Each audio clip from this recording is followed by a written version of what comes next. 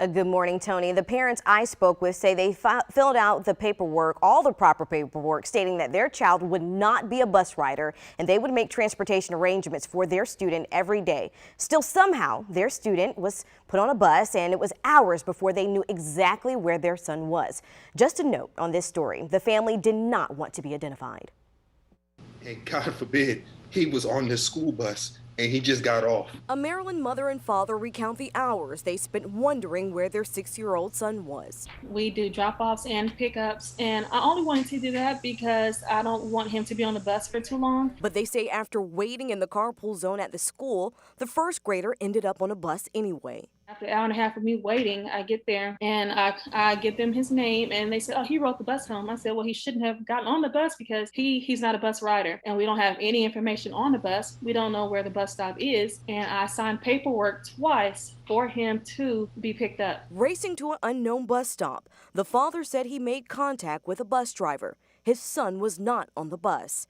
The parents say they then went back to the school. Their son was not there. We were both hysterical and in a new state, and he doesn't know anything about Maryland, and he just turned 6. He's a young 6 and in first grade, so I didn't really think he would do too well. More than 2 hours later, they were reunited with their son at the school.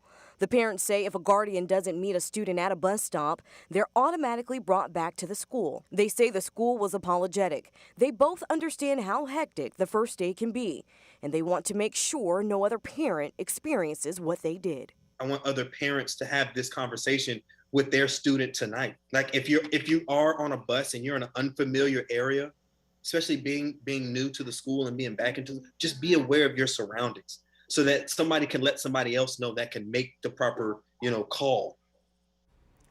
The parents say their son said he told teachers he wasn't supposed to be a bus rider. Mom says the school somehow had conflicting paperwork. She says reluctantly they'll send their son back to school, but Wednesday's events have them nervous.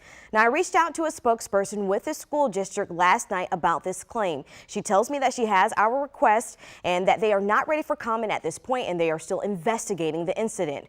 One other thing to mention, Prince George's County is one of the districts in our area which has a bus driver shortage, and they are encouraging parents to drop off and pick up their kids, Tony. Megan, I guess I'm confused because they said they filled out the proper paperwork. The school says there was someone says there was conflicting paperwork.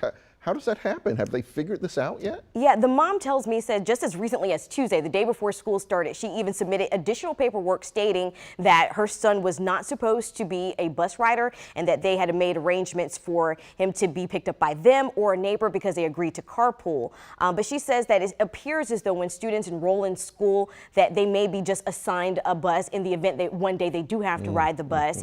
And so they're not exactly sure what paperwork the school had that made the teacher think that he was supposed to get on the bus. But again, they understood that it was a mistake. So they weren't overly, upset with the school. But again, a very terrifying situation for their 6-year-old who's new to the area. They're new to Maryland, who just didn't know where their son was. And so they're hoping that this doesn't happen to any other parent. Yeah, no parent wants to go through that. All right, Megan Rivers, thank you very much.